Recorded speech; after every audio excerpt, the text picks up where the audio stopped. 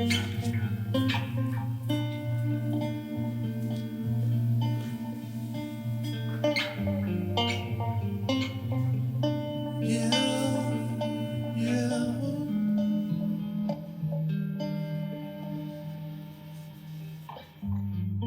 had sleepless nights, yeah, and my brothers have them too. Don't you, don't you, we've been bred to give, yeah, the mosquitoes take refuge in us.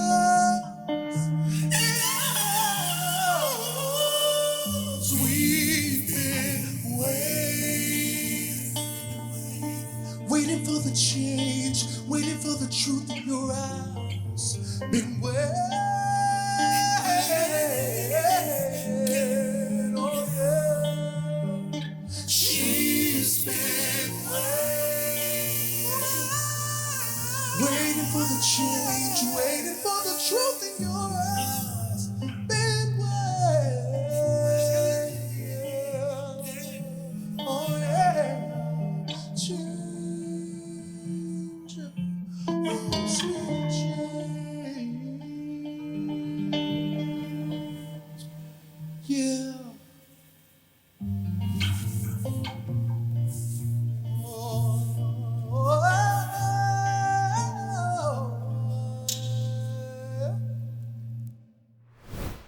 Hello, and thanks so much for joining us. I'm Carol Jenkins. The program is Black America, and my guest today is Dubois Akin, an artist and educator with a voice rooted in gospel, jazz, and pop.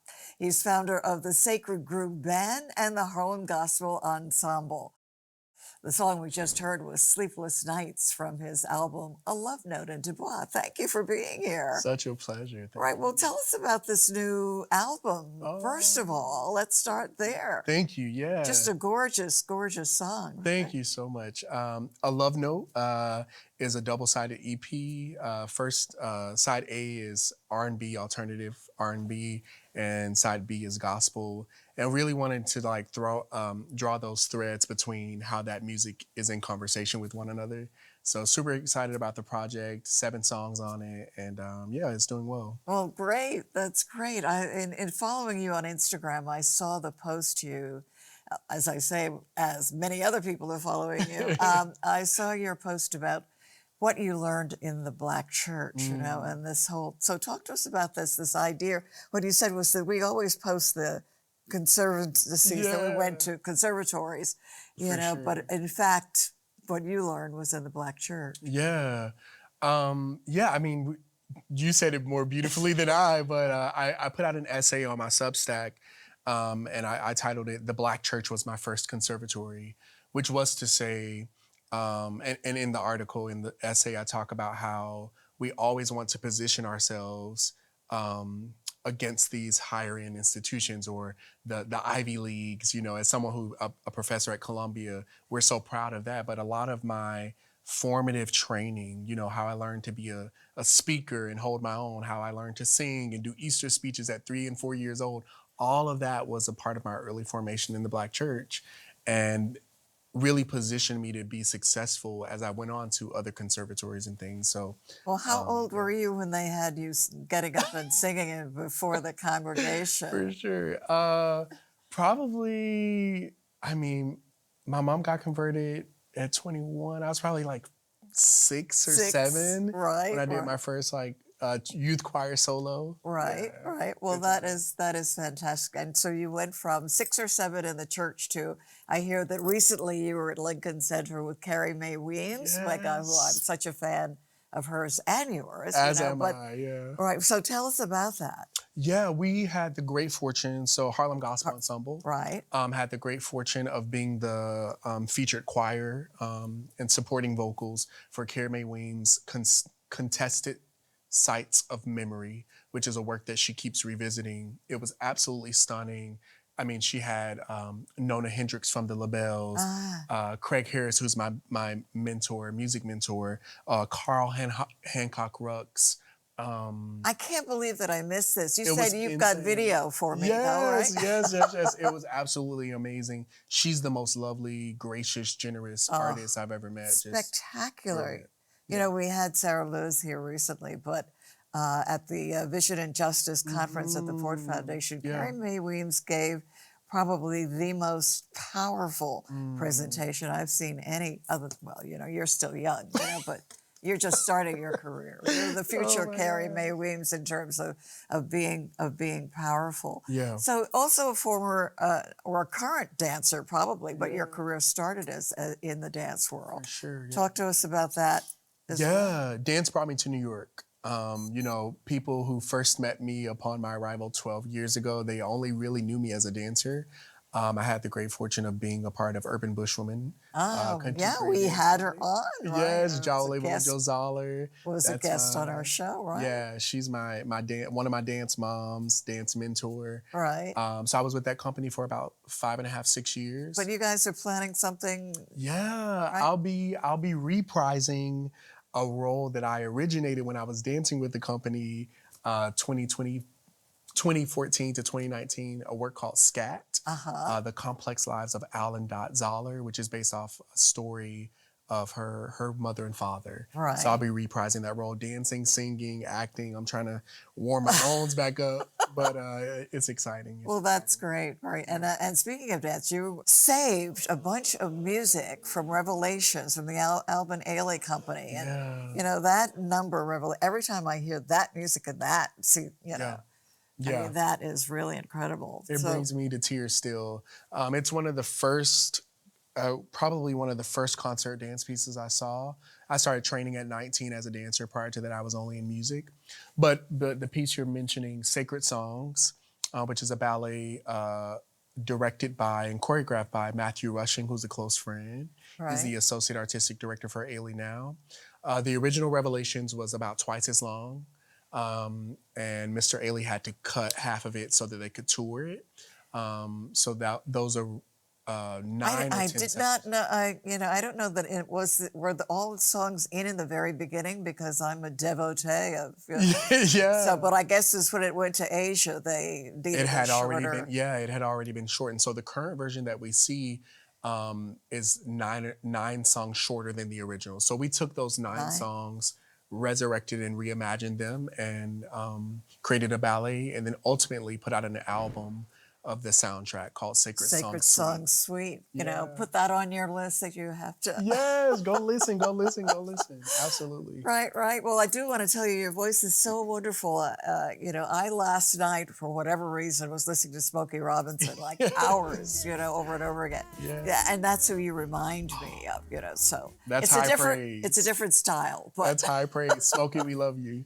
That's high praise. So all of these lives that you have, dancer, singer, you know, all that's, you know, we understand that, we expect those, but also professor at Columbia University on sustainability. I mean, a slightly different track, but they do describe you as a Renaissance man. For sure. So talk to us about that. Yeah, I have the incredible fortune of being a professor in the School of Professional Studies, where I teach on sustainability management. So I advise each semester about 15 or so graduate students around an effort of sustainability. So we work with real life clients. We've worked with Harlem Stage. We've worked with Global Reporting Institute. Most recently, last semester, the work was featured because we worked with Columbia Office of Sustainability to think about how to be more resilient as the political climate is changing and things are changing around sustainability, DEI. How do they fortify themselves? So did incredible work. I love advising the students, and it's a joy. Right. Well, how did you get to that point? You know, what was that? Was For the sure. environment always Yeah, an interest? I think so. I mean, I grew up in the South, Albany, Georgia, like kind of country, you know what I mean? Right, yeah. That's County, Alabama. For right, sure. yeah, I So, get it, right. I mean, sustainability was really just a way of life. Like we reused Tupperware, we passed clothes down for 3 generations. Like it was always a part of my kind of just ethos of how I lived. Right. And then when I went back for my graduate work, I got a master's of science in entrepreneurship, but focused on social and sustainable enterprises. Huh. So my graduate research work was really looking at how do we be more sustainable in enterprise. And that became a catalyst for teaching at NYU and ultimately at Columbia. Right, right, incredible. And I also did see that you went back to Tallahassee to Yes. celebrate a ministry. So you're now, or have been for some time, a Yeah. minister as well. You know, you take, Yes. I mean, putting all of that in the Yeah. package Yeah. of a human being who's getting to do a lot of things. Yeah, I'm super fortunate. I think for me it all is connected, and I know for outsiders it can feel like, well, how do you do all the things? But I think um how I how I like to tell the story is like it is all connected. It's all me. It's just different expressions, right? But yes, I worked with an incredible ministry that I went to when I was in college in Tallahassee called Engage Tallahassee. And they really do work at the intersection of culture and Christendom. And so it's a really special place, and I love going back to support them. Yeah. Right, right. So let's get back to your music Yeah. for a minute or so. I'm so Yeah. interested in all the other pieces of your life, but you wrote some of this music. So tell us about that. How you Yeah. do that? How you Yeah. come So to your music? all of the music on the newest project, A Love Note, it is original music. I wrote. Mine is actually, yeah, Right. We one of the play. pieces, Sleepless Nights. I was originally written by a close friend of mine and collaborator, Kingsley Ebenechi, brilliant artist. Uh, But every other piece of music I wrote, and then the Sacred Song Suite, I was the composer of that as well. So, yeah, my writing process varies. It depends on what I'm working on, what the goal is. But typically melodies come, and then I start to like thread together words and things like that. And ultimately, I love collaborating, so working with other mhm. musicians to kind of bring things to life. Right, and the title comes from. Yes, a love note. So my last name is Akeen. Ah, right, Uh-huh. So we right. did A apostrophe love and then note. We wanted to play with this idea of, or I wanted to play with this idea of a music note and a letter. So a love note, that's where Right, that comes from. right, right. Well, and we also understand that you're a good friend of Alexander Smalls, who's been our guest, who we Love adore, adore. Alexander. Who Another, doesn't? I know, another Renaissance man, opera and cooking, Yes, an chef, author, and right. brilliant writer. I Yeah. try to keep up with him, and he's traveling all over the world. But Exactly. you go to his dinner parties a lot. I'm still trying to get there. I will make All sure. right. I want to say it to the camera, Alexander. You have to invite her. No, he's so sweet, and I know him through a close friend, Joe Hayes, who's also a brilliant Renaissance man, a chef, and a visual artist. And through my relationship with Joe Hayes, he brought me into the world of Alexander Smalls, and it's been a joy to get to. He came to my Apollo show, Ah, so that was like mind blowing to have someone of his caliber in the audience, and it was amazing. right, right. And so musically, the influences, who do you look to? I know not Smokey, but or maybe, but that's what I Yeah, look to. yeah. Oh, I mean, so many musical influences. Obviously, like anybody from like the late '90s, early 2000s in the gospel space. So Donnie McKirkland, Jay Moss, these influences. But then I sing a lot of jazz. So John Coltrane, Miles Davis, Charlie Parker, Nina Simone is probably Ah, like oh, Nina, right, big one for me. Yeah, so lots of different Max Richter in terms of composers, right. Bonavere, like yeah, just like a lot of different stuff and But try to when you fuse went it to all together. when we were in school, was Yeah. composing then a major, or did you just come No. by that afterward? Yeah. Well, when I first started college, I entered as a music and theater major.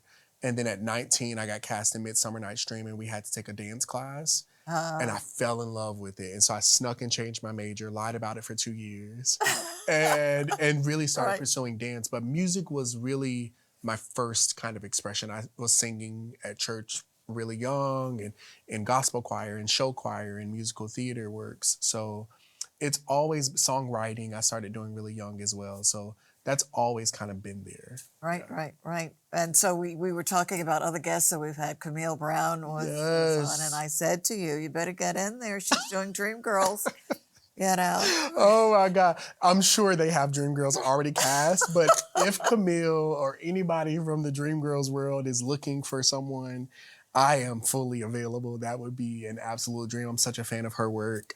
Met her a couple times through working with Urban Bushwomen, so she's such a star. Yeah, would Right. be. And so when you look at the landscape now of things, you could do anything. You could dance, you could sing, whatever, compose. You know, how do you feel about the climate that we're in terms of full expression of Yeah, who we are? yeah. I think. I mean, so many artists have articulated, but it's in these times where the art and the artist, there's a demand placed on what we do, right? And so I think that's felt. I feel that deeply. Like it's so important now in the political climate with the tensions that are happening just around the world, you know, environmentally, et cetera. Like to create, to tell these stories, to be in spaces like this where we get to share and lift up our voices and say, you know, what we stand for and why it matters. So yeah, that's how I'm approaching it. I'm trying to be as generative as possible. I'm trying to be as collaborative as possible, to be in community as much as possible. So yeah, that's how I'm Okay. navigating Well, it. speaking of community, I'm sorry that I missed you at the Red Rooster. I was there with my sister, and you do the gospel or did the Yeah, gospel yeah. So I was, brunch? Was yeah. yeah, I was the associate music director And for Mama Marcus Foundation. Samuelson's Red Yeah, Rooster in at Red Harlem, Rooster which with Sing Harlem, and that was incredible. So we headlined the gospel brunch. We did Monday night soul sessions, which was like R&B, jazz, soul. Incredible time. I did that for about a year and some change. right, and but the ensemble is you know again with Carrie Mae at Lincoln Center. Where else? And Yeah, so the Harlem Gospel Ensemble. right, We are one of the choirs that is presented as a part of what's called Welcome to Harlem. So we do a Saturday gospel concert um, in Harlem at Mount Olivet. So that's one of the places. And then we do, you know, one-offs like projects right, with Carrie Mae or right. other artists. So yeah, you Great, can see us great. there. And in terms, are you working on another album now? Are you writing? You Are you? know, I'm always working. I'm always Yes. working on something. But yeah, the next project, I haven't told this to anybody, but the next project I think is going to be heavily a jazz project. So I have a couple meetings this week actually to start bringing the team together for that. So I'm really really excited about this next project. Yeah. Right. And now you have a release the full album. Everything is out so that Yeah. everybody can. Yeah, so a love note is out, Right. but I do have we're printing it on vinyl, so it's my Ah. first Ah. vinyl print, and I'm super excited. It actually lands today. I get the test to feel it in my hand today. I love it when these kids, talk this way about vinyl. Are you kidding me? I know you're like we've been doing vinyls, you know what I vinyl, mean? right, forever. But that's how it happens, right? It comes in cycles, right? We're Right. getting back to in a world of AI, we're getting back to things that are tangible. So yeah, I have my vinyl is available for pre-order for A Love Note. We're thinking about actually doing a limited release for Sacred Song Suite on vinyl as well later this year. So yeah, that's all happening. Right. Well, at a certain point, all of my generation gave our vinyl away, I mean, Treasures. I know. I've Treasures. just started it again, Yeah. So as a young performer, Yeah. what are you saying to the kids out there who are looking at you and saying, "Oh, I'd love to do that. I can do Wow. that." How, Yeah. give them some inspiration. First of all, thank you for calling me a young performer. Well, with me, because- everybody is because- right, but yeah. Because yeah, but no, I mean when I'm speaking to folks, when I'm talking to my students at Columbia, when I'm, we have the Harlem Gospel Ensemble concerts and young folks are there and they want to talk after the show. I think I just encourage people to go for it, right? And one thing that I consistently say is be all of it in a world that will try to push you to define yourself as one thing. I feel very, very fortunate and very, very adamant about being fully expressed. So be the dancer, the artist, the educator, the entrepreneur. Like, as much as you can express yourself, do it. And in different seasons, be okay with the shifts. Like, the last couple years has been a lot of music, but now I'm about to start back dancing again. And then I'm still teaching. Like, be all of it and don't be bashful about that. Thank you so much. We've had Thank such a you. great morning of music, wonderful music and conversation. Thank So glad you've been here. And we're going to end with more of Dubois Akane, artist, composer, and founder, performing his song Trouble's Troubling from his album Sacred Song Suite. That's it for us at this time. Thank you for joining us. I'm Carol Jenkins. The program is Black America. We'll see you the next time. Thank you. Thank you. Thank you.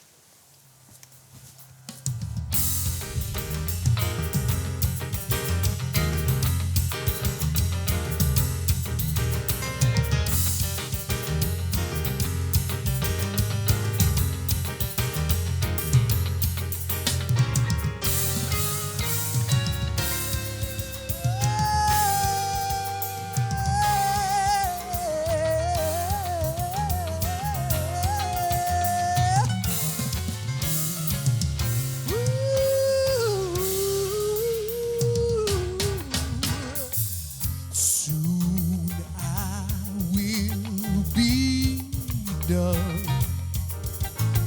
with the troubles of this world. Soon I will be done with the troubles of this world. Soon I will be done with the troubles of this world. I'm going home to live with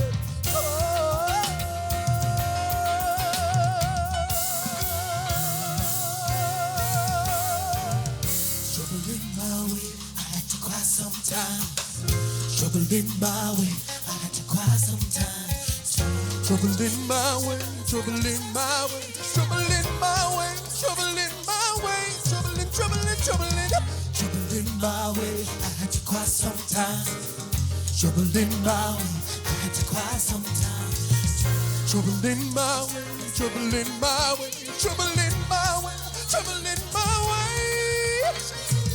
Soon I will be done with the trouble